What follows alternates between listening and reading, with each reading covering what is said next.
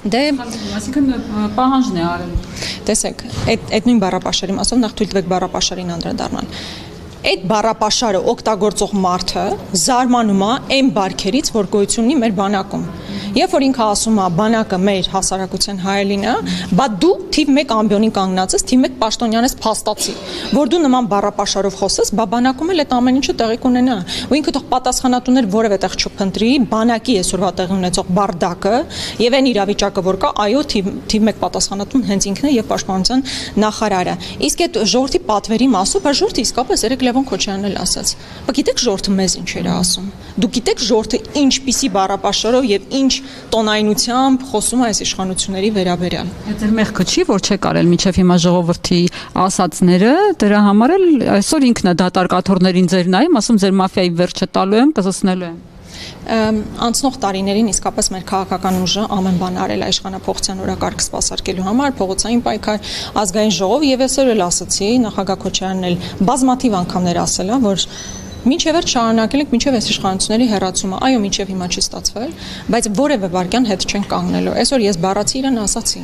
կապ չունի ում նկատմամբ ինչ քրեական հետապնդում կսկսես, որը բառացիորեն քաղաքական հետապնդում է։ Ես լինեմ նախագահ Քոչարյանը, մյուսը լինի։ Պատրաստ ենք հալածանքների, որտեղ գիտենք, թե սեղանին ինչ է դրված, գիտենք Հայաստանի Հանրապետությունը դարձում է արևմտյան Ադրբեջան։ Ու դրա համար որևէ կերպ կանգ չենք առնել։ Դուք ինչ որ բան եք ասում, հա։ Երեք Նիկոլ Փաշինյանը ասում էր, դուք քաղաքականություն եք եկել կրքոտ ռետորի հետևից եւ դարձել եք Ռոբա Քոչարյանը սերժական կլանի ներկայացուցիչ։ Իսկ կներեք, ես ամեն տխմարություն պարտավոր եմ պատասխանել։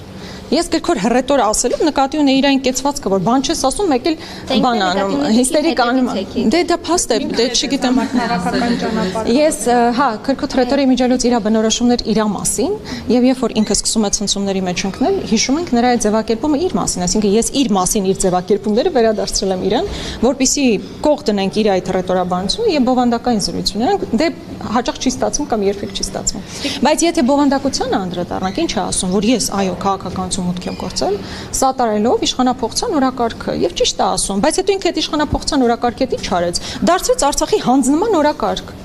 որը իմ օրակարգը չի եղել։ Եվ ես բնականաբար չէի կարող շարունակել այդ իշխանության մաս կազմել։ Տիկին Գրիգորյան, դուք ասում եք 3 ազգային ժողովի ամբիոնից ուղիղ ցուցում տվեց Նիկոլ Փաշինյանը իրավապահներին, բայց նոր էլ խոսեց, իհարկե չհերքեց, որ ինքն է ցուցում տվել, բայց ասեց այդ ցուցումը ես իրավապահներին տվել եմ 2026 թվականի հունիսի 5-ին Հանրապետության հրապարակում իրենց հանրավակի եզրափակիչ ելույթի ժամանակ։ Դե սա արդեն հասկանում ենք, չէ, սա արդեն հասկանում ենք, չէ, որ պետության տարբեր ճյուղերի միջև ուղղակի բացակայում է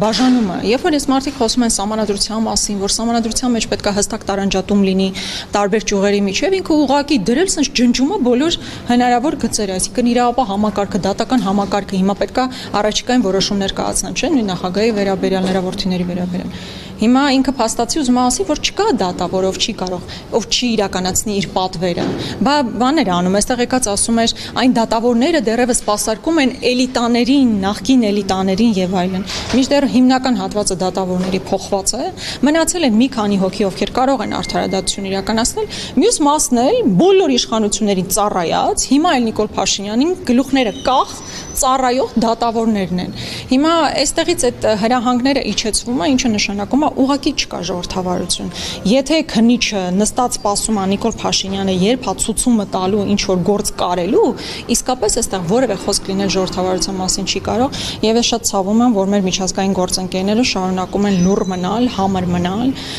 որևէ տառ ու բառ չեն արտասանում, որովհետեւ ամենայն հավանականությամբ այս իշխանությունների վարած արտաքին քաղաքականությունը տեղավորվում է իրենց պատկերացումների մեջ, դրա համար լռում են, բայց ես շատ ցավով եմ ասում, որովհետեւ առիթներ ունենում ենք խոսելու, հաճախ համաձայնում են, գլուխները կախ լսում են այս առումով, որ դե հա էս է իրավիճակը, բայց բան ասել, բան անել չենք կարող։ Իր ամփոփիչ ելույթ ամբողջովին նվիրված է հերրակաբանավեճի Ռոբերտ Քոչարյանի հետ, չնայած արդեն ձերբակալել որոշումը կայացված է, մեղադրանքը ներկայացնում են։ Ինչու է շարունակում Քոչարյանի հետ կռիվ տալ Նիկոլ Փաշինյանը, երբ որ իրավական բոլոր լծակներով ինքը արդեն, այսպես ասած, հանգուցալուծում է իր ուզած ձևով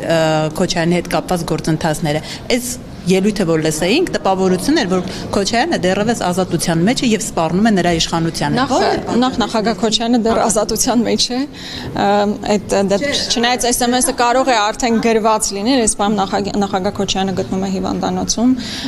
Այդ պահը երբևէ չի շեշտադրվել նախորդ ամիսներին եւս, բայց 2 շաբաթ առաջ նախագահ Քոչարյանը սրտի վիրահատություն է ունեցել, հիմա էլ գտնվում է հիվանդանոցում, հետագան պարզ կլինի, այսինքն կներկայացնեն կալանքի չներկայացնի, այս ուղղակի կարճ դիտարկում, որ դեռ ազատության մեջ է։ Բայց ինչու հատկապես նախագահ Քոչարյանի հետ այս հերակա բանավեճը եւ մեզ հետ էլ քաղաքական ուժի եւ քաղաքական ուժի ղեկավարի հետ գնում է, որովհետեւ սա իսկապես տեսակի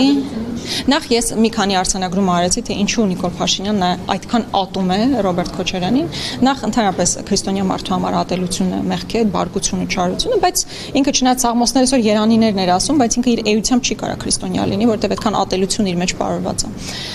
Բայց ինչու։ Նախ եւ առաջ որովհետև նախագահ Քոչարյանը եզակի քաղաքական գործիչներից է կամ գործիչն է, ով որևէ առնչություն երբեք չի ունեցել Նիկոլ Փաշինյանի հետ եւ որևէ պարագայում պատրաստ չի լինի երբեք պայմանավորվել կամ համագործակցել իր հետ։ Ինքը դա լավ գիտի։ Ինքը լավ գիտի ամբողջ քաղաքական դաշտը ու շատ լավ է հասկանում, որ նախագահ Քոչարյանի հետ որևէ պայմանավորվածություն հնարավոր չի։